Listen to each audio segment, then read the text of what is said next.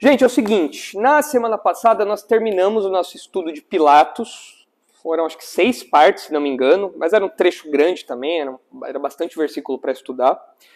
E eu tinha comentado que nós iríamos hoje estudar o último episódio da nossa série, porém, a gente ia terminar com 9 episódios. Eu falei, não, quem que termina uma série com 9 episódios, né? Tem que ser número redondo, né? Tem que ser 10. Então, pensando nos temas que a gente abordou e nos encontros que a gente tratou, eu pensei em adicionar mais um, que é o de hoje. Na próxima vez que a gente se encontrar, a gente vai falar sobre Tomé. Com Tomé a gente vai encerrar a nossa série de estudos. Todo mundo conhece Tomé, né? Que duvidava e tudo mais, a gente vai encerrar a nossa série com ele. Mas entre Tomé e Pilatos, eu senti falta de um grupo, um encontro, que é um encontro singular que aconteceu, que especificamente o Evangelho de Lucas dá muita ênfase, está lá em Lucas 23, que é o encontro, se é que a gente pode chamar assim, né? Não foi um encontro proposital, mas foi um encontro que aconteceu entre Jesus e os ladrões crucificados, lá em Lucas 23, 39. E apenas Lucas conta essa história. Os evangelhos todos mencionam que Jesus foi crucificado entre criminosos. Ele próprio foi tratado como um criminoso, por isso que ele foi crucificado. E junto com ele mais pessoas foram crucificadas. Esses 2 ladrões, um à direita, um outro à esquerda. É uma imagem já conhecida de vocês. Vários quadros retratam isso. Você tem Jesus ao centro com a acusação dele no topo da cruz. E você tem 2 ladrões, um de cada lado. E apenas Lucas narra um diálogo que acontece entre Jesus e esses criminosos, especificamente um dos criminosos. O fato de Jesus ter sido crucificado com bandidos, com criminosos, e ele mesmo ser tratado como criminoso, motivo pelo qual ele foi crucificado, é o cumprimento das profecias, ou de um trecho da profecia de Isaías 53. Lá em Isaías 53:12 é dito que ele seria contado entre os criminosos. Então, as pessoas veem no fato dele ter sido crucificado entre bandidos e o texto destacar isso, as pessoas veem um cumprimento dessa profecia de Isaías lá atrás. E o próprio Jesus, em Lucas 22, no versículo 37, se vocês só baterem o olho aí, vocês vão ver que o próprio Jesus fala dessa profecia aplicando a ele. Ele diz: pois vos digo que importa que se cumpra em mim o que está escrito. Ele foi contado com os malfeitores, porque o que a mim se refere está sendo cumprido. Então, na sequência, ele vai para o Getsêmani, é preso e tudo mais, como nós já estudamos. Então, isso aqui cumpre as profecias de Jesus, o que mostra para nós a precisão com que o plano de Deus está sendo executado. As profecias a respeito da primeira vinda de Jesus, do seu ministério, da sua morte e posteriormente da sua ressurreição estão acontecendo rigorosamente do jeito que foi planejado. E esse é um detalhe adicional. E quando a gente olha para esses 2 ladrões, esse é o foco do nosso encontro, a gente percebe que esses 2 criminosos representam as 2 atitudes possíveis de um indivíduo em relação a Jesus. Cada um desses criminosos representa a personificação de uma das atitudes possíveis para com Jesus. Existem só 2 possíveis. E esses 2 criminosos representam esses 2 grupos. Aqueles que rejeitam a Jesus, blasfemam, ridicularizam, zombam de Jesus e são condenados, não têm parte com Jesus, destinados ao inferno, à ira eterna de Deus. Ou, como vocês já devem lembrar, tem um dos bandidos que se arrepende. E ele faz parte do outro grupo, o grupo dos salvos, o grupo dos arrependidos, o grupo dos que reconhecem em Jesus o Messias, o Rei, o Salvador. Então você tem esses 2 grupos aí representados, encabeçados por cada um desses criminosos. E toda a humanidade pode ser resumida nesses 2 grupos. Não tem era cinzenta, não tem um terceiro grupo. Ou como a gente está habituado a falar na política hoje em dia, não tem uma terceira via. Ou você está no grupo dos bandidos, que zoa e zomba de Jesus, e está destinado à condenação, ou você está no grupo daquele que se arrepende e reconhece que Jesus é de fato o Salvador. E o J.C. Ryle, um autor antigo bem famoso, comentando a respeito disso, ele faz uma observação muito interessante. Ele fala: na cruz, um ladrão foi salvo para que ninguém se desespere, mas apenas um para que ninguém se iluda. Se iludir aqui no sentido de que todos serão salvos. Não. A cruz mostra para nós que existe salvação disponível. Essa salvação é acessível até mesmo para um ladrão naquelas condições. Então, um ladrão foi salvo para que ninguém se desespere, pensando assim, não tem jeito, não tem como Jesus me salvar. Se Jesus salvou aquele ladrão, ele pode salvar qualquer outra pessoa. Mas, apenas um, o outro não foi salvo. Para que ninguém se iluda, para que ninguém se engane, achando que todo mundo vai desfrutar da salvação de Jesus. Não. Nem todos vão ser beneficiados pelo que Jesus fez na cruz. Então, muito interessante essa observação que o Ryle faz, essa ilustração que ele conta para nós. Então, por isso que é fundamental que cada um aqui, ao longo desse estudo, avalie em qual grupo você está. Se você está no grupo dos salvos ou no grupo dos condenados. Do ladrão que se arrepende ou do ladrão que morre condenado. E a gente vai olhar ao longo do trecho aí de Lucas 23, 39 a 43, é um trecho curtinho, onde a gente vai ver 3 expressões da fé salvífica. O ladrão arrependido, ele expressa que ele tem uma fé verdadeira. Note, mesmo na cruz, ele expressa que ele tem essa fé verdadeira. Naquela circunstância tão adversa, tão incomum, para a gente ver alguém expressando a sua fé, ele expressa a sua fé de modo vívido. E a gente percebe 3 expressões. Em primeiro lugar, o temor a Deus. Em segundo lugar, uma visão correta de si mesmo e de Jesus. E em terceiro lugar, a confiança em Cristo. O ponto alto aí da expressão de fé dele. Se você é um crente, isso existe em você. Essas 3 expressões existem em você. Você teme a Deus, você tem uma visão correta de si e de Jesus, e você confia em Cristo como seu Salvador. Você reconhece que Ele é o Messias. Se você não é um crente ainda, essas expressões não existem em você porque você não tem a fé salvífica para expressar. Então é por isso que você tem que avaliar e ver de qual lado você está, qual grupo você pertence. Vamos ler lá o texto então, vamos abrir o texto aí. Eu vou lendo e explicando. Lucas 23, versículos 39 a 43, começando ali pela primeira expressão da fé salvífica, que é o temor a Deus. Versículo 39 diz assim: um dos malfeitores crucificados blasfemava contra ele, dizendo: não és tu o Cristo? Salva-te a ti mesmo e a nós também. A gente começa esse versículo mostrando a zombaria desse ladrão blasfemo aqui, que estava zombando de Jesus mesmo naquelas circunstâncias. Mas não era só esse camarada que estava zombando de Jesus. Se vocês olharem os versículos anteriores aí, a partir do versículo 35, vocês vão ver que um monte de gente estava zombando de Jesus. E essa é uma zombaria que já estava vindo de horas já, por todo aquele processo que Jesus tinha passado, aquele processo humilhante. Versículo 35 diz: o povo estava ali e a tudo observava. Também as autoridades zombavam e diziam: salva os outros, a si mesmo se salve, se é de fato o Cristo de Deus, o escolhido. Igualmente os soldados o escarneciam, e aproximando-se trouxeram-lhe vinagre, dizendo: se tu és o rei dos judeus, salva-te a ti mesmo. Também sobre ele estava esta epígrafe: este é o rei dos judeus, em letras gregas, romanas e hebraicas. Então entra o versículo 39, mostrando que o povo em geral, quem passava por ali, zombava de Jesus, escarnecia de Jesus. As autoridades judaicas, vendo o seu plano ter êxito, zombavam de Jesus. Os fariseus, os escribas, os mestres da lei, os anciãos, zombavam de Jesus ali, ó. Ó o rei dos judeus ali, ó. Ó que grande realeza ele tem. Você não é o rei? Então se salva, sai da cruz. Estamos aqui esperando. Estavam zombando de Jesus.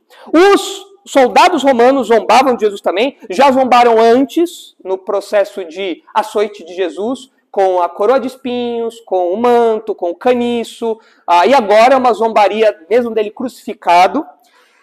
E não só todas essas pessoas zombavam, e não só um dos ladrões zombava, como se você olhar depois na sua casa, Mateus 27, 44 e Marcos 15, 32, vocês vão reparar que os 2 ladrões começaram zombando Jesus. Não foi só um. No começo daquela cena conhecida de nós, da crucificação, todos estavam zombando de Jesus. Todos. E os 2 ladrões estavam fazendo isso. Mas, parece que com o passar do tempo, um dos ladrões muda de lado. Um dos ladrões se arrepende. Um dos ladrões se converte. Um dos ladrões vê o que estava acontecendo ali de fato. E é dito que esse ladrão do versículo 39 blasfemava contra Jesus. E blasfemar significa insultar, difamar, ofender, desrespeitar, mostrar uma completa irreverência. Isso é blasfemar. Ofendendo xingando, insultando, desprezando, e mostrando essa irreverência aí para quem era Jesus, para com quem Jesus representava, o que ele era. E o versículo 40 diz: respondeu-lhe, porém, o outro ladrão, repreendeu-o dizendo: nem ao menos temes a Deus, estando sob igual sentença? Então você imagina a cena, Jesus crucificado no meio, um dos ladrões zombando de Jesus, blasfemando, falando insultos, irreverências, desrespeitos para com Jesus, e o outro, depois de um tempo, ouvindo aquilo, fala: peraí, você não tá vendo a sua posição aqui, não? Parece que o que o ladrão arrependido está dizendo aqui, as palavras dele, que o texto diz que ele repreendeu o outro, é uma palavra de reprovação que seria mais ou menos assim: olha para a sua situação, olha para onde você está. Você deveria temer a Deus e ficar quieto. Você não tem você não tem o que falar.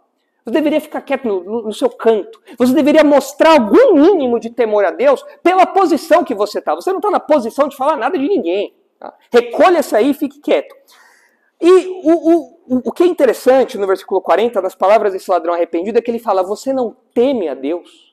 Olha para a sua posição. Você não tem o mínimo de temor a Deus? E mesmo estando nessa posição, você continua zombando desse homem?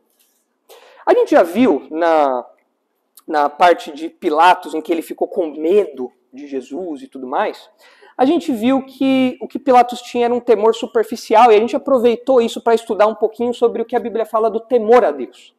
E a gente viu que o temor a Deus é algo característico do crente, do homem regenerado. O ímpio não tem temor a Deus, é isso que o Novo Testamento fala.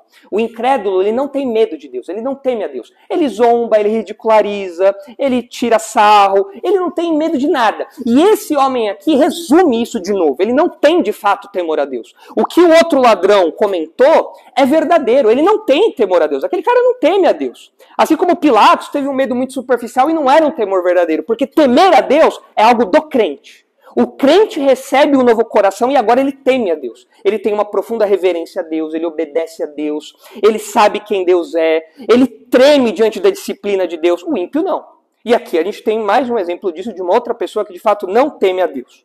O homem regenerado teme a Deus, o ímpio não. E é interessante a gente ver que a situação desses ladrões aqui é uma situação de sofrimento intenso. Pensa que talvez eles não tenham passado por tudo que Jesus passou, em termos de julgamento, de torturas, de açoites e tudo mais, mas certamente passaram por boa parte desse processo, talvez tendo sido açoitados também, e agora estavam sendo crucificados naquilo que era a morte mais cruel daqueles dias, era a morte mais terrível, era uma morte que era feita para prolongar o sofrimento da pessoa, era algo terrível mesmo. Mas nem mesmo esse sofrimento faz com que aquele homem, aquele criminoso, aquele ladrão, mude a sua atitude. E isso nos ensina que o sofrimento por si só, a dificuldade por si só, a adversidade por si só, não tem o poder de mudar o coração de ninguém. Aquele homem mau, mesmo estando numa situação humilhante daquela, cheia de sofrimento, o coração dele continua exatamente o mesmo. Ele continua zombando, escarnecendo e blasfemando. Então a gente tem que extrair disso o seguinte: é comum as pessoas acreditarem que o luto, uma doença muito grave, um diagnóstico de câncer, de Alzheimer, de qualquer doença séria, ou uma adversidade muito grande, uma pobreza repentina, é comum as pessoas pensarem que isso tem o poder, tem o condão de fazer com que o coração da pessoa mude. Não, agora ele era ateu, mas agora que ele está sofrendo, ele vai acordar para Deus, né? Ele viveu a vida toda desregrada, mas agora que ele está numa UTI, ele vai acordar para Deus, né? Ele viveu a vida toda zombando de Deus, mas agora que ele está passando por X, Y, Z de dificuldade, agora ele vai acordar. E não é verdade isso. Porque a adversidade, o sofrimento de qualquer natureza não tem o poder de por si só santificar ninguém. Pelo contrário, às vezes isso tem o poder de tornar o coração da pessoa ainda mais duro. Ela passa a odiar ainda mais a Deus. Quer ver um exemplo disso? Olha o que diz Apocalipse 16. Lá no futuro, quando Deus estiver trazendo juízo, ira sobre a terra durante a tribulação, Deus vai trazer muito sofrimento, muitos juízos, pragas, sinais graves e terríveis aí sobre toda a terra. o mundo vai ficar o caos. E você espera que numa circunstância dessa, do mundo entrando em colapso, das pessoas vendo que a ira de Deus está sendo derramada, das pessoas sentindo na pele o preço da ira de Deus, o custo da ira de Deus, você espera que as pessoas vão ser um pouco mais reverentes. Você espera que as pessoas vão ser um pouco mais dóceis para com Deus, um pouco mais amigáveis, um pouco mais abertas. Não, vamos dialogar, vamos ver. Quem sabe esse Deus aí não é mesmo quem ele é, né? Mas não é isso que acontece. Olha aí Apocalipse 16, versículo 8. O quarto anjo, isso é lá na tribulação, quando Deus derrama suas expressões de ira, seus juízos sobre o mundo. O quarto anjo derramou a sua taça sobre o sol, e foi-lhe dado queimar os homens com fogo. Com efeito, os homens se queimaram com intenso calor e blasfemaram o nome de Deus, que tem autoridade sobre esses flagelos, e nem se arrependeram para lhe darem glória. O que eles fizeram? Blasfemaram e não se arrependeram. Mesmo um juízo tão severo como eles serem queimados ali por causa da intensidade do sol, esse fenômeno cósmico. Versículo 10. Derramou o quinto a sua taça sobre o trono da besta, cujo reino se tornou em trevas, e os homens remordiam a língua por causa da dor que sentiam. E blasfemaram o Deus do céu por causa das angústias e das úlceras que sofriam, e não se arrependeram de suas obras. Eles cerravam os dentes de dor, mas faziam questão de abrir a boca para blasfemar contra Deus, para ofender a Deus, mostrar sua rejeição a Deus. Pula agora para o versículo 17. Então derramou o sétimo anjo a sua taça pelo ar, e saiu grande voz do santuário, do lado do trono, dizendo: feito está. E sobrevieram relâmpagos, vozes e trovões, e ocorreu grande terremoto como nunca houve igual, desde que há gente sobre a terra. Tal foi o terremoto forte e grande. E a grande cidade se dividiu em 3 partes, e caíram as cidades das nações. E lembrou-se Deus da grande Babilônia para dar-lhe o cálice do vinho do furor da sua ira. Todas as ilhas fugiram e os montes não foram achados. É um fenômeno tectônico, é um fenômeno geográfico, geológico, não sei como é que chama isso, cósmico, mundial, sem precedentes. A Terra vai ser completamente revirada do avesso. E você espera que numa circunstância dessas pessoas, não, peraí, agora foi demais. Agora eu vou me arrepender do meu pecado, vou buscar Deus, porque não tem como, né? Não tem como negar uma coisa dessa. Olha tudo o que está acontecendo. A minha casa já não existe mais, foi destruída. Olha esse terremoto. As cidades todas caíram. Nova York caiu, Roma caiu, Hong Kong caiu, São Paulo caiu. Não precisa de muito para isso, né? Mas, enfim, tudo caiu. Agora é só pó. Agora o povo vai se arrepender, não é? Versículo 21. Também desabou o céu sobre os homens, grande saraivada, com pedras que pesavam cerca de 1 talento. E por causa do flagelo da chuva e das pedras, os homens blasfemaram de Deus, porquanto seu flagelo era sobremodo grande. Então, sofrimento, adversidade, dor, luto, não traz por si só mudança ao coração do homem. E esse ladrão nos lembra disso. Porque o temor a Deus, o abandono da blasfêmia, do insulto, do desprezo a Deus, é algo que só o homem regenerado tem. O homem ímpio, quando a coisa aperta, quando o cerco fica mais estreito, ele, ao invés de se arrepender, ele blasfema ainda mais. Ele deixa seu coração ainda mais endurecido para com Deus. Então essa é a primeira expressão de uma fé salvífica, temor a Deus. Coisa que aquele ladrão que falou aqui agora não tem, mas o ladrão arrependido está mostrando que ele tem uma consciência disso. Você deveria temer a Deus e parar de falar esse tipo de coisa. Vamos para a segunda expressão agora. A segunda expressão é uma visão correta de si mesmo e de Jesus. Olha o que diz aí, versículo 41. Nós, falando o ladrão ainda repreendendo o outro, né? Nós, na verdade, com justiça, nós estamos padecendo aqui justamente, nós merecemos isso. Porque recebemos o castigo que os nossos atos merecem. Mas este, se referindo a Jesus, este nenhum mal fez. É impossível alguém ser salvo sem primeiro ter uma visão correta de si mesmo.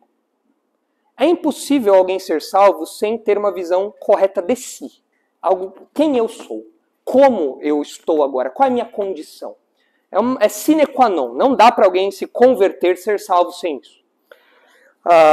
E sem admitir a própria malignidade, a própria maldade, sem olhar para o próprio coração e admitir, eu sou mau, eu sou um homem mau, eu sou uma mulher má, eu mereço a ira de Deus, eu mereço a condenação, eu mereço o juízo, eu mereço porque eu sou mau. Essa consciência, essa visão correta de si, é o primeiro passo para alguém trilhar esse caminho da salvação. E essa visão correta de si mesmo é algo que falta no ímpio. Geralmente o ímpio é orgulhoso, geralmente o incrédulo é soberbo, geralmente o incrédulo é cheio de si, ele é totalmente confiante nas próprias forças. E tem acontecido recentemente um fenômeno das pessoas, por causa das redes sociais, das pessoas colocarem isso para fora. Tanto que você vê um monte de gente dando treinamento, coach, publicando vídeo, se colocando como se fosse a última bolacha do pacote. Deus no céu e o coach tal na terra. Então, se você me seguir, você tá com tudo garantido na tua vida. Porque eu sou bom demais. Porque eu sou excelente. Porque eu sou fantástico. Porque, olha, eu com 12 anos era muito melhor que o Elon Musk. E exibe as suas habilidades, as suas técnicas, o seu conhecimento, a sua moral, como ele é justo, como ele é bom, como ele se revolta com isso e com aquilo. E a gente vê isso nesses coaches, nas palestras motivacionais, nos vídeos, nas redes sociais, enfim. Esse é o ímpio. O ímpio é alguém que tem uma visão distorcida de si. Ele olha para si e ele vê coisas boas lá. E ele não só vê uma ou outra coisa boa. Ele olha para si e ele se vê como alguém realmente muito bom. Ele olha para si e ele fala, eu sou assim. Se Deus não me escolheu ainda, quem está perdendo é ele. Ele se acha realmente digno de muitas coisas daqui e do futuro. E a gente tem visto a internet dar palco para esse tipo de coisa. O crente, aquele que tem a fé genuína, a fé salvífica, em contrapartida, ele vai na direção oposta a isso.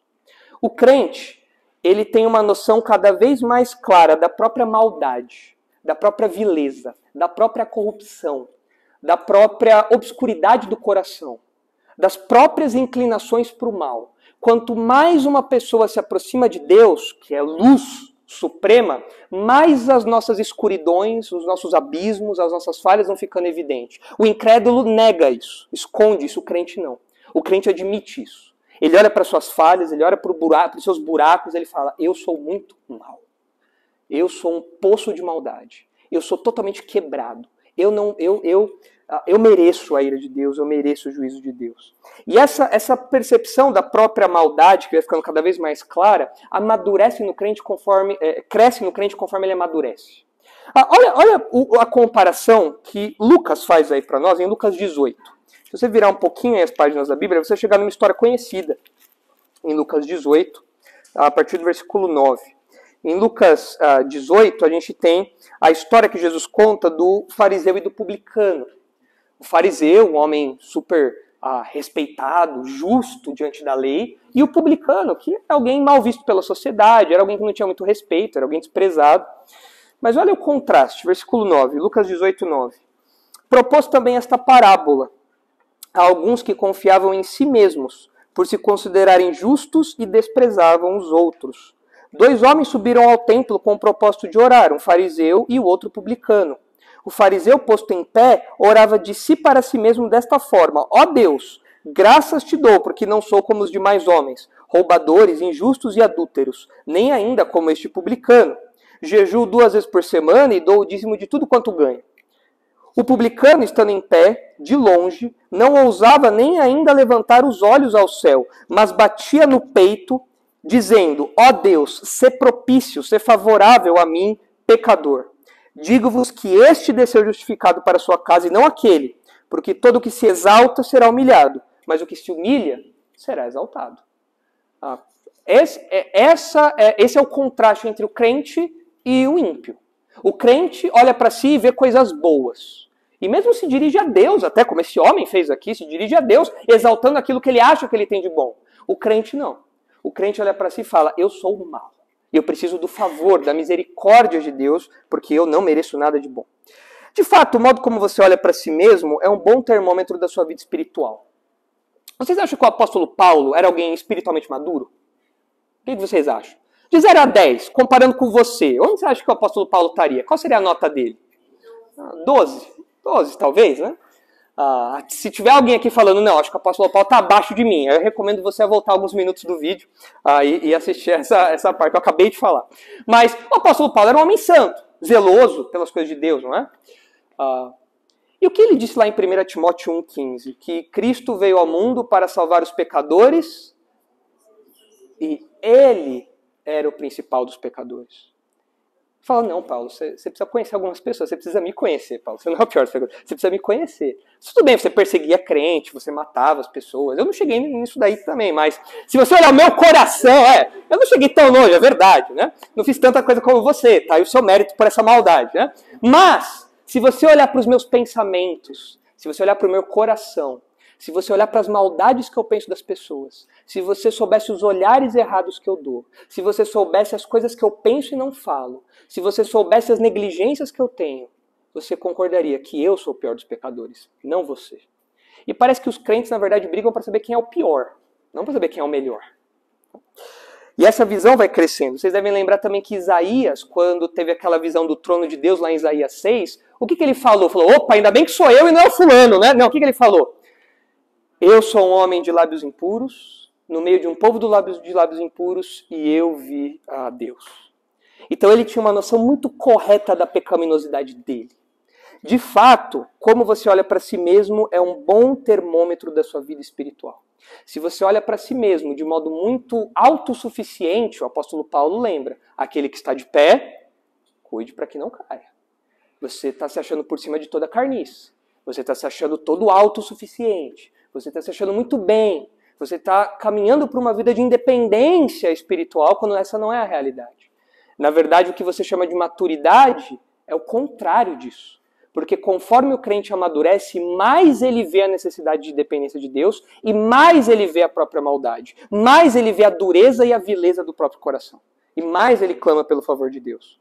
E isso é especialmente relevante para o jovem, por quê? Por que vocês acham que pensar nessa visão correta de si mesmo é algo importante para o jovem? Especificamente para esse grupo aqui. Por que isso é importante? O jovem, se tem um pecado particular que afeta a juventude, é o orgulho. Você sabe tudo das redes sociais. Você acompanha todos os perfis de dicas de TikTok, Instagram, você sabe de tudo.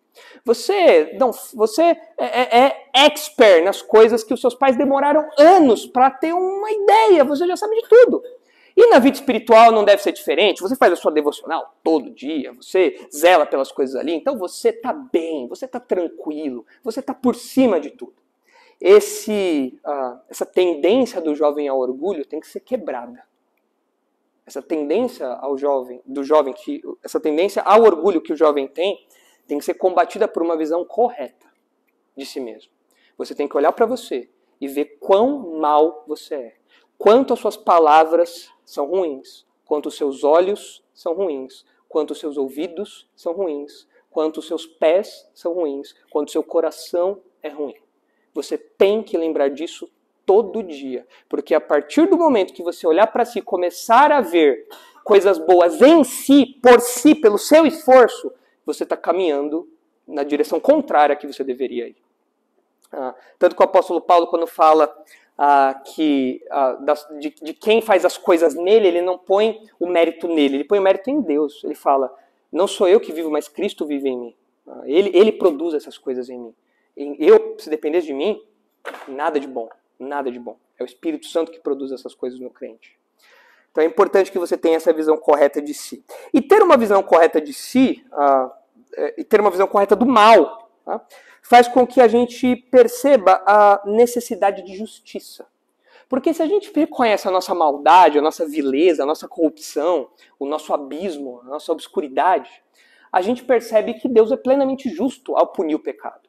E a gente percebe que todo pecado, toda injustiça, toda maldade, de fato merece a punição de Deus. Então, conforme eu percebo a maldade que existe, eu percebo a necessidade da justiça de Deus também. Eu percebo a necessidade de uma correção disso. E o mal precisa ser punido. E essa convicção pessoal de maldade aponta para a justiça de Deus e para a justiça no nosso convívio normal. A justiça no nosso convívio social.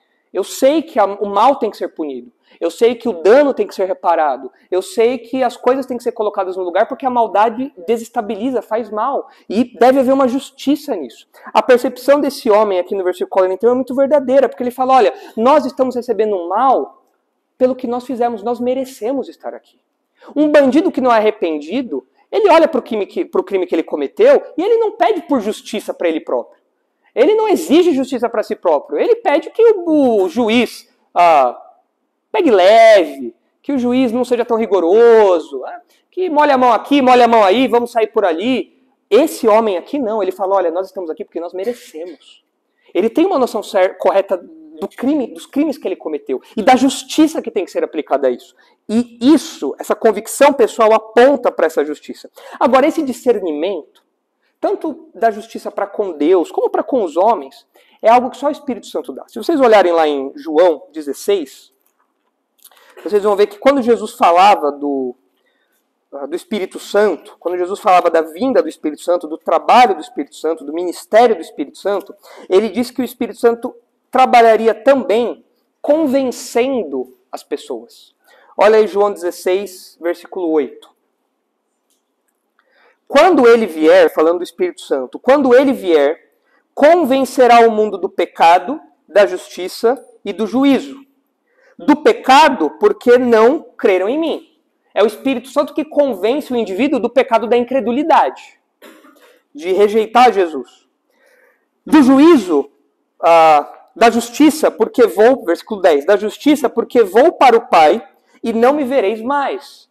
Da justiça de Jesus, de como Jesus é justo. É o Espírito Santo que aponta para a justiça de Jesus. Jesus não estaria mais no mundo, como ele não está hoje, presencialmente para mostrar ele próprio a sua justiça. Quem aponta para a justiça de Jesus, então? O Espírito Santo. O Espírito Santo dá testemunha de que Jesus é justo. E ele convence, como nos convenceu, de que nós não somos justos, mas Jesus é justo.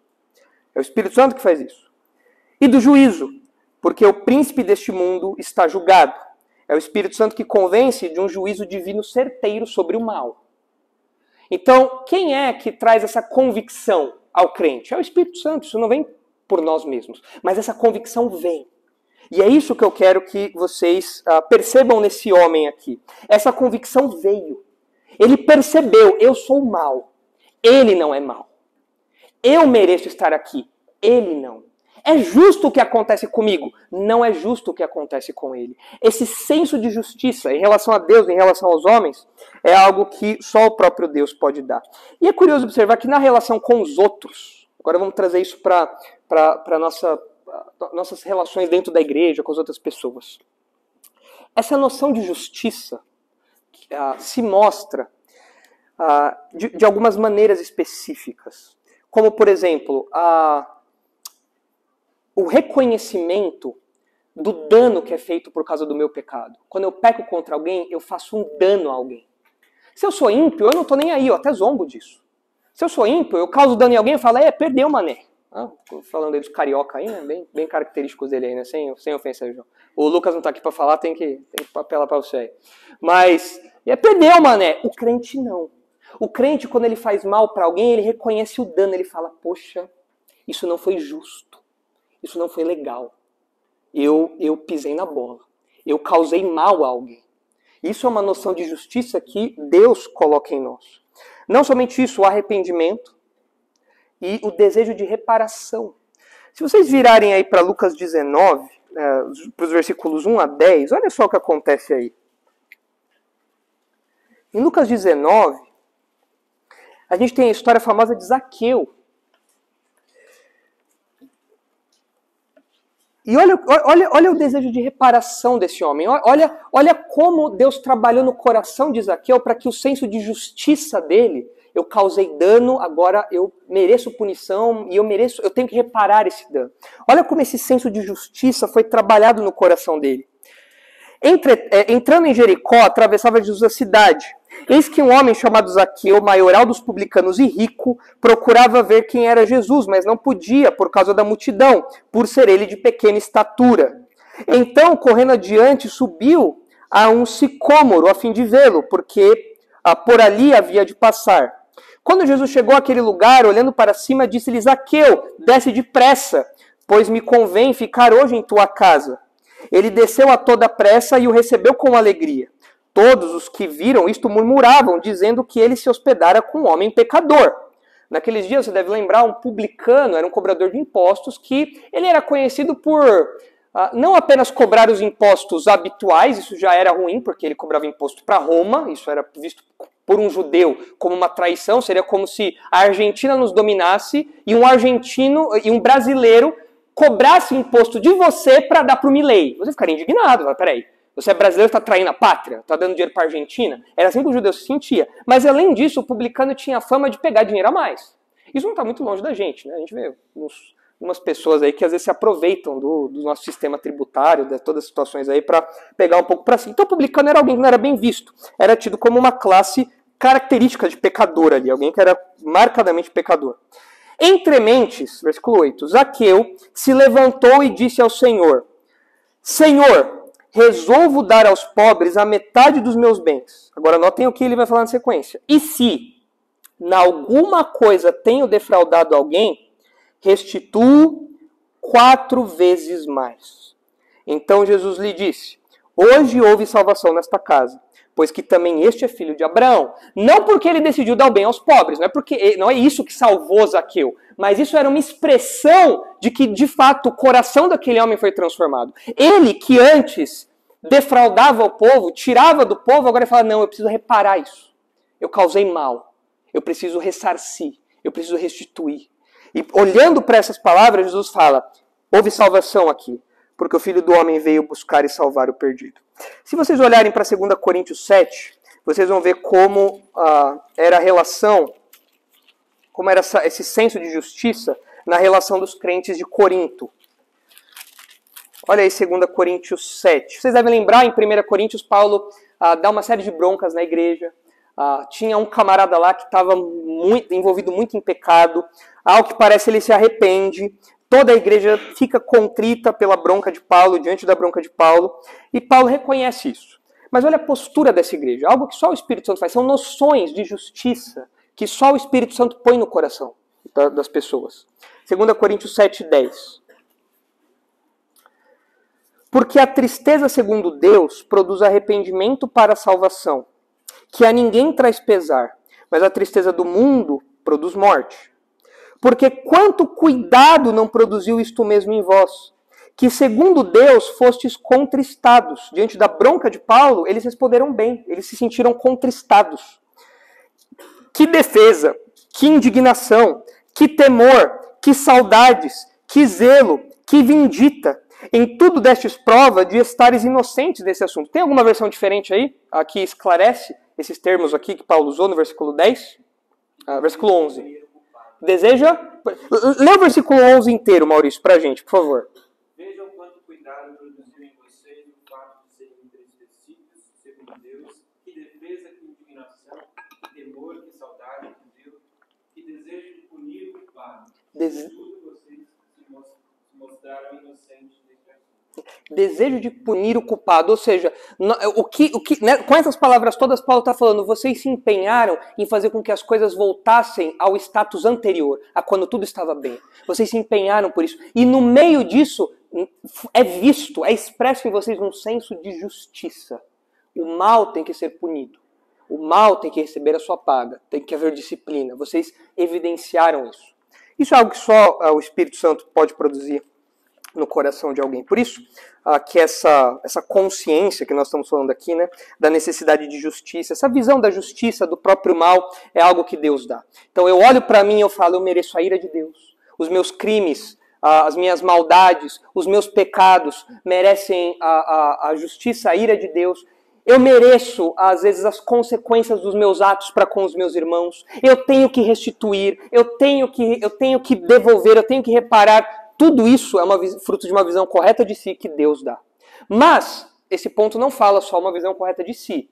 Fala de uma visão correta de Jesus. O homem ali, o ladrão que está falando, ele reconhece que ele merecia estar lá. Mas o que ele fala sobre Jesus?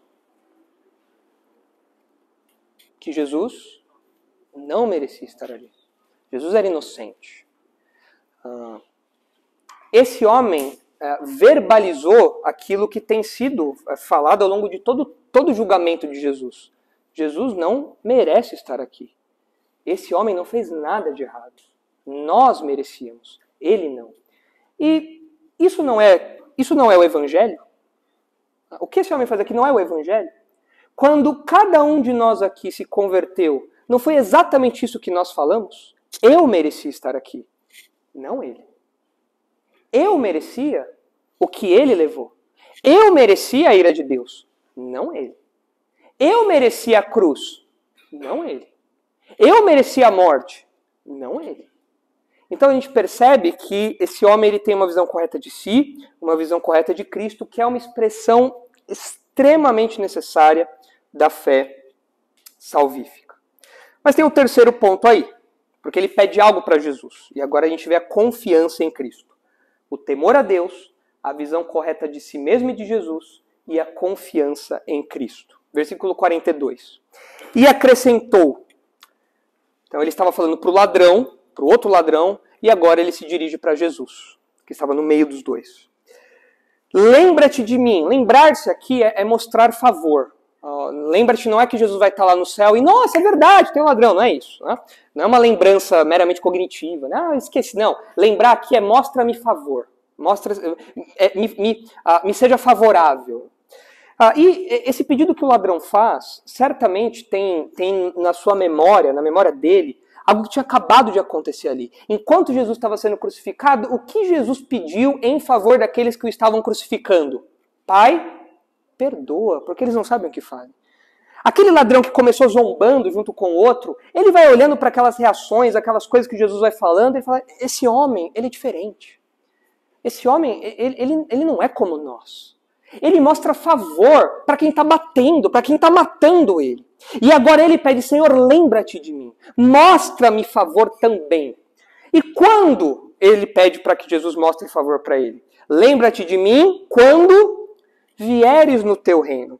Esse homem possivelmente conhecia o ensino de Jesus pela publicidade do ministério de Jesus. Jesus era muito conhecido em toda a região ali da Judéia, até fora ali, para toda a região que hoje a gente chama de Palestina, né? Todo Israel ali, ele já estava conhecido nas cidades e tudo mais. O seu ministério era bem público, bem famoso. Mas além disso, é possível que esse homem também conhecesse as profecias do Antigo Testamento, porque esse homem era um judeu. E ele sabia que existia a promessa de um reino messiânico. E ele olha para Jesus e ele fala, é ele. Ele é o rei. Ele é o Messias prometido. Senhor, eu sei, é como se ele falasse nas entrelinhas, eu sei, eu ouvia quando era pequeno, eu ouvia na sinagoga por aí, eu ouvia minha avó, meus pais falando, eu ouvia de um reino prometido, que o Messias viria e colocaria esse reino aqui. E o Senhor é o rei desse reino. Quando o Senhor vier, porque não vai ser agora, quando o Senhor vier, lembra-te de mim. Mostre favor a mim lá na frente. Num futuro incerto. Né? Olha só, em poucas palavras, incerto, não saber quando ia acontecer, né? Em poucas palavras, sufocando na cruz. Gente, esse homem ele não está tendo um diálogo como a gente está tendo aqui agora. Ele não está batendo um papo quem está esperando o ônibus chegar. Ele está crucificado. Ele tá agonizando. As palavras pesam para ele falar. Mas ele faz questão de repreender o outro, se vira para Jesus e fala, Senhor, por favor, lembre-se de mim. Em poucas palavras. Na cruz não dá para você ficar jogando ar fora. Em poucas palavras, esse homem clama por salvação. E a gente percebe isso especialmente pelo fato dele se dirigir a Jesus por esse nome, Jesus. Jesus, o nome Yeshua, significa Jeová salva. E se vocês olharem lá em Mateus 1:21, esse nome é diretamente aplicado a Jesus, né? É colocado sobre Jesus pelo que Jesus faz. Jeová salva e Jesus é o Salvador. E esse homem está reconhecendo que Jesus é esse Salvador. Em Mateus 1:21 a gente lê assim, ó. Ela dará à luz um filho e lhe porás o nome de Jesus, porque ele salvará o seu povo dos pecados deles. Quando nós falamos de Jesus, a gente não está falando só de um nome no RG. Lembre que o nome naqueles dias representava algo muito mais do que representa hoje. Hoje em dia as pessoas dão nome porque acham bonito, né? Põe lá Enzo, Theo, Cleo, sei lá, todos esses nomes de rico aí hoje, né? Porque acho bonito. É aesthetic, né? Mas naqueles dias não era assim. Naqueles dias você botava um nome porque tinha um significado naquilo. Tanto que você lê o Antigo Testamento e você vê, esse fulano vai chamar tal porque tal coisa aconteceu. E quando a gente vê o nome de Jesus, é por quê? Porque ele é o Salvador prometido. Jeová salva, Deus salva. E Jesus é essa salvação. E esse homem aqui, ele fala, Jesus, lembra-te de mim. Ele clama por salvação. Ele também reconhece que Jesus é o Rei Messias prometido. Aqui tem um contraste, porque vocês devem lembrar que até há pouco tempo atrás, algumas horinhas atrás, enquanto a gente estava estudando Pilatos, o povo estava zombando de Jesus como o Rei dos Reis. Agora, esse homem reconhece que Jesus é o Rei. Porque ele fala que há um reino. E quando o Senhor vier no reino, lembra-te de mim. Eles estão zombando, eles não acreditam que o Senhor é rei. Mas eu sei que o Senhor é rei, que o Senhor tem um reino. Quando o Senhor vier, mostra-me favor. Ele admite isso, diferente do que aqueles homens estavam fazendo. E ele aguarda um reino futuro. Não é algo espiritual, etéreo, não. É algo concreto, palpável. Nessa realidade aqui, que vai ser estabelecido no futuro. Ele não sabe quando isso vai acontecer. Mas ele pede, Senhor, quando o Senhor voltar? E o Senhor vai voltar. O Senhor é o Rei. O Senhor é o Messias. Eu sei disso. Quando voltar, lembra-te de mim. Mostra-me favor. E a resposta de Jesus é fantástica. Né? Versículo 43. Jesus lhe respondeu, em verdade te digo, ou seja, o que Jesus vai falar agora é totalmente confiável. Em verdade te digo que hoje estarás comigo no paraíso. O ladrão ganhou mais do que ele pediu. O ladrão ganhou mais do que ele pediu. Porque ele suplicou que Jesus mostrasse favor a ele num futuro que não tinha uma data certa. Num futuro que era indeterminado, assim, para nós, na nossa perspectiva. Senhor, quando vier, lembra-te de mim. Se sobrar um espacinho ali, né, põe meu nome ali. Mas Jesus faz um contraste porque ele dá uma certeza imediata. Ele não só responde ao ladrão sobre o reino futuro, mas ele fala de algo que aconteceria dali a alguns instantes. O ladrão ganhou mais do que ele pediu. Ele estaria na companhia de Cristo não apenas no reino futuro, mas em instantes ele estaria no céu. E é importante que vocês percebam o contraste aqui. Porque o ladrão pede algo para o futuro, mas Jesus fala que isso não é só... A companhia dele não é só no futuro.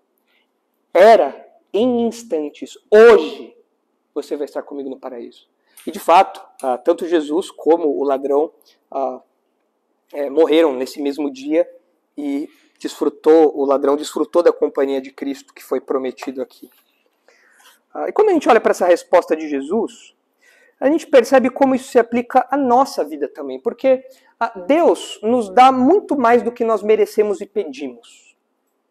O ladrão pediu um reino, para participação no reino, mas no reino futuro. Mas ele ganhou uma presença garantida no céu ao lado do rei. É muito mais do que ele pediu. E nós, como crentes, nós também ganhamos muito mais do que merecemos e pedimos. Essa é a graça de Deus.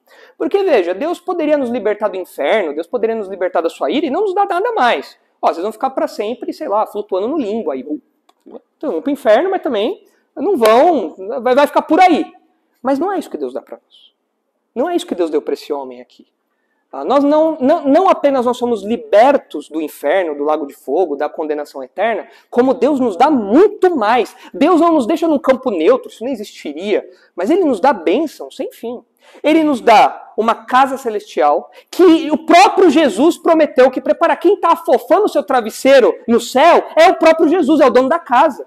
Foi isso que ele falou em João 14, não é? Olha, eu vou preparar-vos lugar. Então eu vou vir e vou buscar vocês. Jesus é o rei que se faz de mordomo e ajeita a casa lá, prepara o quartinho, deixa tudo limpinho lá, esticadinho. Ó, esse colchão aqui é do Gilberto, ó, tá bonitinho. Ó, esse travesseiro aqui, ó, Sofia gosta de pena de ganso. Deixa eu arrumar aqui, ó. Ó, esse daqui, ó, a Esther gosta de essências de banho. Vou colocar aqui essas essências dela. Jesus prepara lá toda essa casa cheia de quartos e ele, além de mordomo dessa grande casa, na casa do pai, ele fala que vem buscar. Ele ainda é o chofer, ele vem buscar. Vamos lá, gente, chegou a hora, vamos desfrutar dessa casa celestial. A gente merecia isso?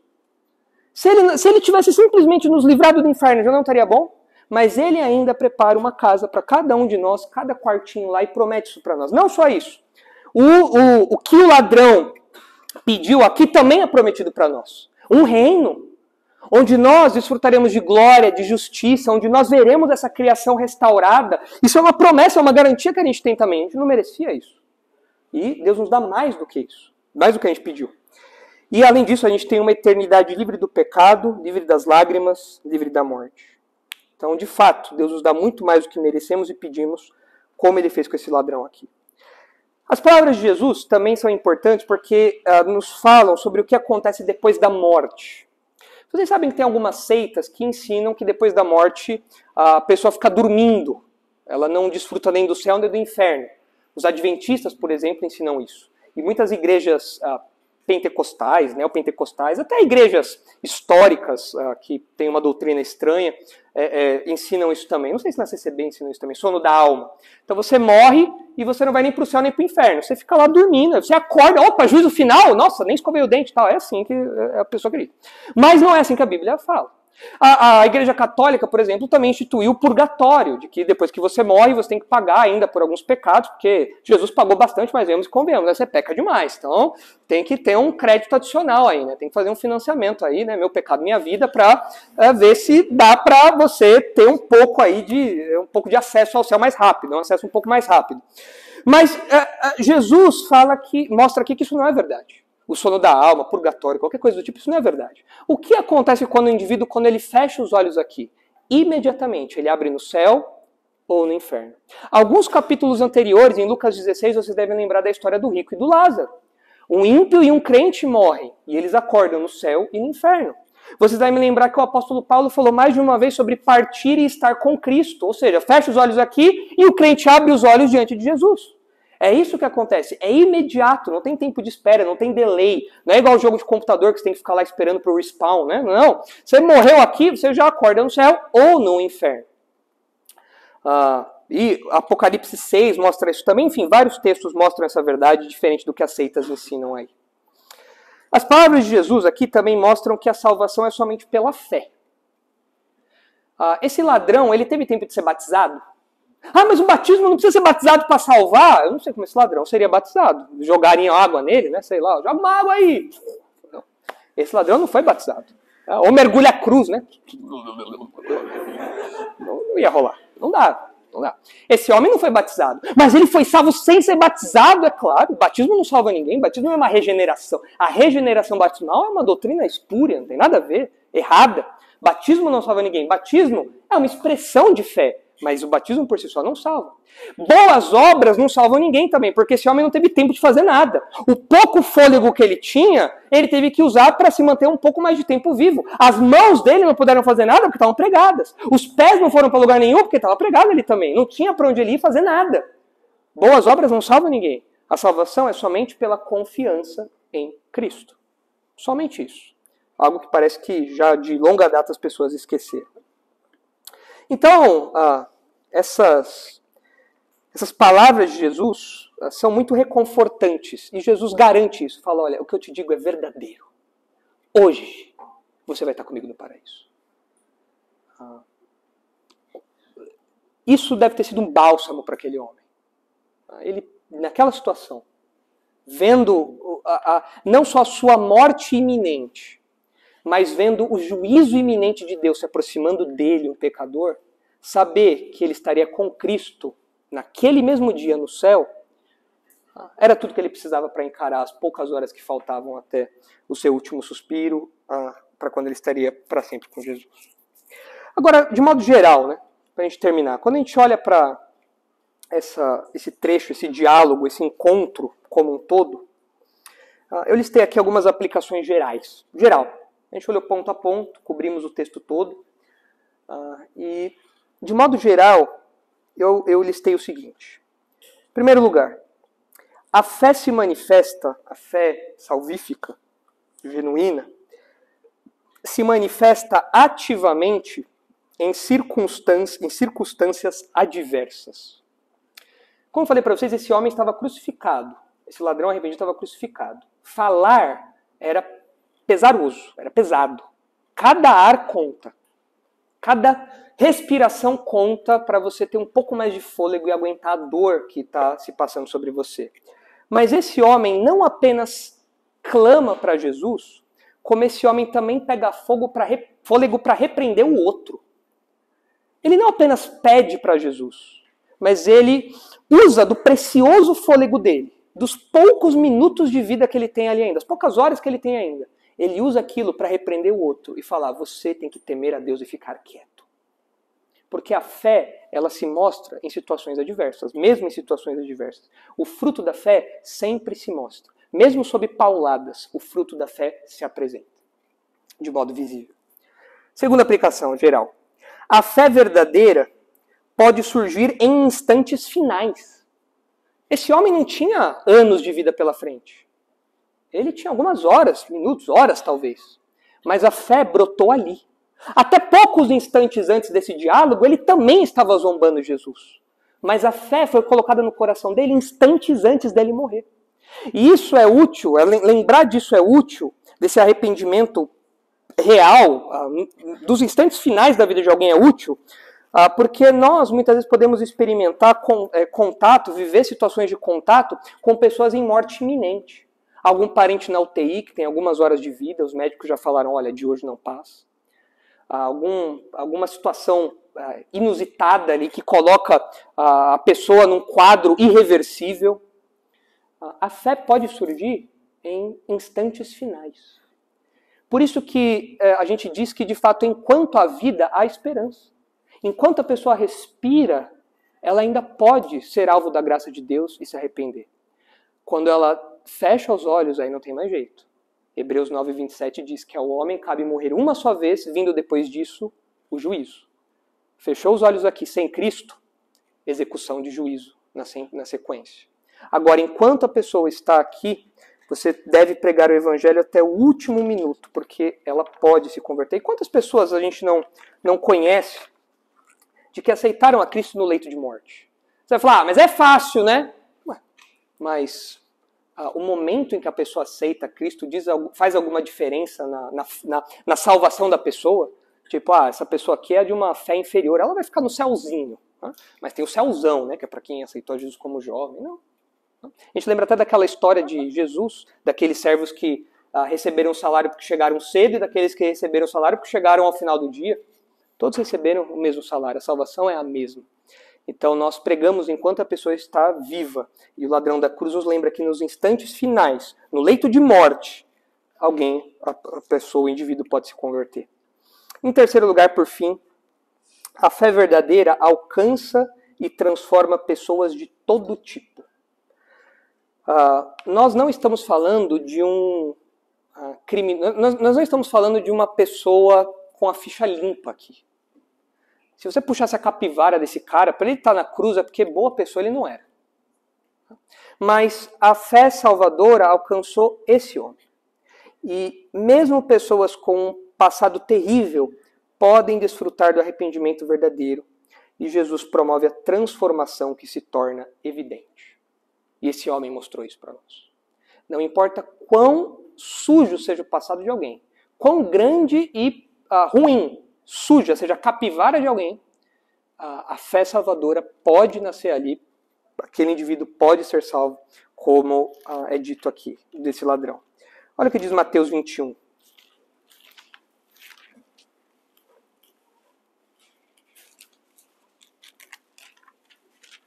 Mateus 21, 31. Jesus conta uma parábola de dois filhos, um que diz que vai e não vai, o outro que reclama vai, enfim. E aí no versículo 31 a gente lê o seguinte: qual dos dois fez a vontade do Pai? Disseram, o segundo. Declarou-lhe Jesus, em verdade vos digo que publicanos e meretrizes, ou seja, cobradores de impostos e prostitutas, vos precedem no reino de Deus. Porque João veio a vós outros no caminho da justiça e não acreditastes nele. Falando para os mestres da lei. Ao passo que publicanos e meretrizes creram. Vós, porém, mesmo vendo isto, não vos arrependestes, afinal, para acreditardes nele. Pessoas com passado sujo, prostitutas, cobradores de impostos maus, homens ladrões, corruptos, eles ouvindo a pregação, se arrependeram, verdadeiramente se converteram.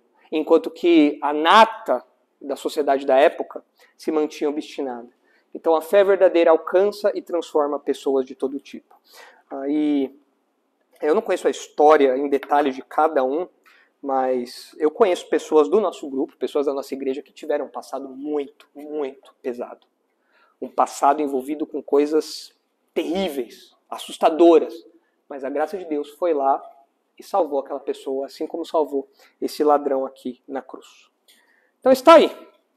3 expressões da fé salvífica: temor a Deus, visão correta de si mesmo e de Jesus e confiança em Cristo. Considerações. Esther, depois Kevin. Para mim, assim, é animador, né, que a história começa, porque e às vezes a gente olha, principalmente os parentes, né, que a gente conhece melhor, e a gente tende a limitar o poder de Deus. É uma expressão de incredulidade nossa.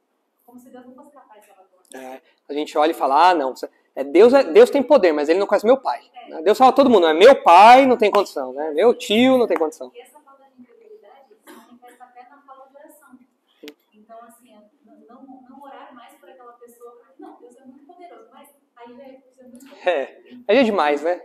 Aí, verdade, então, verdade. É animador, ver que a gente precisa continuar orando e pregando. Né? Sim. Kevin, depois Maurício. Tem uma dúvida. Eu vi na internet que esse ladrão, a Igreja Católica chama de São Dimas. Tem algum porquê para chamar disso? Não sei dizer, Kevin.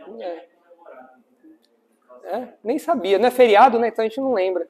Eu não sabia disso daí, não. Não sabia. Depois vou dar uma olhada sobre isso, para ver quando surgiu isso daí, né? Mas a Bíblia realmente não fala o nome dos ladrões. Não fala. Tem esses nomes todos, né? Por exemplo, a mulher samaritana tem nome, né? A Igreja Católica, ao longo da história, deu nome para todos, quase todos, se não todos, os personagens bíblicos, né? Mas é algo especulativo, né? É algo, às vezes, uma tradição, que, fulano de tal acha que é isso. Então põe aí que era esse, né? Então acho que deve ser mais uma dessas tradições aí. Mas não sei quando surgiu, não sei. São Dimas? Não sei. Não sei dizer. Já ouviu falar também, Sofia? São Dimas? A gente fala, Dimas é o quê? Não conheço esse daí, não. Eu Dimas, eu não conheço esse Dimas, não. Maurício, depois o Júlio. Vai lá, Maurício. Pastor, pegando o gancho do que a Esther falou, isso é muito animador e nos dá esperança, porque eu vi uma pregação recentemente do Silvão, que ele cita esse trecho do apóstolo Paulo, e mostrando, né, a capacidade salvadora de Deus salvar quem ele quiser por a obra dele. E pegando um assassino de cristãos para transformá-lo em seu servo. E isso nos faz perceber que ele pode escolher qualquer pessoa para o seu serviço. E que mesmo o apóstolo Paulo tendo dito que era o principal dos pregadores... Dos pecadores. Ele era dos pregadores também, mas... ele era humilde para falar isso. Ele poderia depois chegar diante de Deus e falar: o meu Cristo é um salvador maior. Sim, exatamente. É um grande pecador que precisa de um grande salvador. Júlio. Tem um livro do Paul Washer que é intitulado As 10 Condenações da Igreja Moderna. E ele enfatiza bastante esta questão da Igreja Moderna que fez Deus como Papai Noel. Enfatiza-se disse pouco de quem realmente o homem é e de quem Deus é. Esse contraste aqui, a dimensão do contraste. E ele diz que é por isso que hoje em dia nós notamos poucos corações contritos, porque nós realmente não sabemos da dimensão das coisas. E aí ele narra uma história do que ele estava pregando numa pequena igreja, acho que em Canadá, em que um homem de estatura grande, né, e ele andou a parte da vida dele isolado, acho que ele criava vigados, coisas do gênero. E ele entrou na igreja porque ele estava desesperado, porque ele percebeu que tinha uma doença terminal. E naquele mesmo instante, Paul Washer estava a pregar naquela pequena igreja. E depois da pregação, o homem estava todo cabisbaixo, sem esperança, né? Porque disse: olha, eu vou morrer e não conheço a Deus que vocês pregam. Ele gastou tempo com ele, teve que adiar a viagem, partilhar o evangelho com ele, e graças a Deus, ele Se foi converteu. salvo. E ele, inclusive, descreveu a alegria que essa mesma pessoa teve naquele instante, tão logo entendeu o Evangelho. E ele enfatiza, continua a enfatizar a necessidade de nós percebermos quem nós somos e quão pecaminosos. Então, o pastor Nicolas, o ano passado, me recordo muito bem, disse que em alguns casos, ou em muitos casos, quando nós cometemos um pecado realmente que a gente sente, parece de nós passarmos o dia todo meio que apertado, porque... Lamentando. Exatamente. E isso é um dos efeitos que realmente mostra que nós conhecemos a Escritura e sabemos Exatamente. que nós somos e a necessidade de... É o senso de justiça que o Espírito Santo põe em nós. Né? É fundamental isso daí. Sem isso não tem como a gente reconhecer o nosso pecado e do que nós estamos sendo salvos. Né? Não tem como. Quem mais? Última consideração aí, se alguém quiser. É agora não. Atenção na nossa visão poética. Você falou de Isaías e falou de alguns outros, né? Eu lembrei de Jó, capítulo 42, verso 5 e 6, que ele fala, né? Eu te conheci só de ouvir, mas agora os meus olhos te veem, por isso eu me abomino. Me arrependo. Acho que é uma característica Boa lembrança. quando você se depara com a glória de Deus, você vê o como. Quando você tem isso, não apenas superficialmente, mas essa convicção real de quem Deus é e do quão miserável nós somos, quão miseráveis nós somos, isso faz com que você caia diante de Deus, quebre todo orgulho, realmente. É isso. Então, lembre-se, né, o que eu falei lá no começo. Você precisa ver qual grupo você pertence. Um ladrão foi salvo, mas apenas um. Então, um ladrão foi salvo, para que ninguém se desespere, a salvação está disponível, acessível, mas apenas um, para que ninguém se engane. A salvação está lá, mas nem todos se curvam a Cristo e o recebem como Salvador. Vamos orar então e terminar esse penúltimo encontro da nossa série. Senhor, nós agradecemos por essas palavras na cruz. Palavras que deram esperança não apenas àquele ladrão arrependido, mas que nos dão esperança ainda hoje. Nos dão convicção, certeza, descanso ainda hoje. Obrigado porque o Senhor nos dá mais do que merecemos e pedimos, assim como aconteceu com aquele ladrão também. Obrigado porque nós sabemos que fechando os olhos aqui, estaremos com o Senhor. E eu rogo para que todos aqui tenham essa convicção. Porque aquele que não tem a fé salvífica, ao fechar os olhos aqui, vai abrir os olhos, experimentando juízo pela eternidade, no inferno e depois no lago de fogo. Livra cada um aqui que ouve essa mensagem, agora e depois, dessa expressão eterna da sua ira, da sua condenação, Senhor. Que essa pessoa que está no grupo do bandido obstinado, do ladrão obstinado, mude de lado como o ladrão arrependido fez. E que agora nós encaremos a vida a partir da ótica desse homem aqui, sabendo quem nós somos, quem é Jesus, tendo temor a Deus e confiando em Cristo como nosso Salvador. Ajuda-nos a aplicar essas verdades que conversamos aqui hoje na nossa vida, para que nós sejamos mais santos, para que nós amadureçamos e tenhamos uma vida espiritual mais forte. É em nome de Jesus que nós oramos, agradecidos. Amém.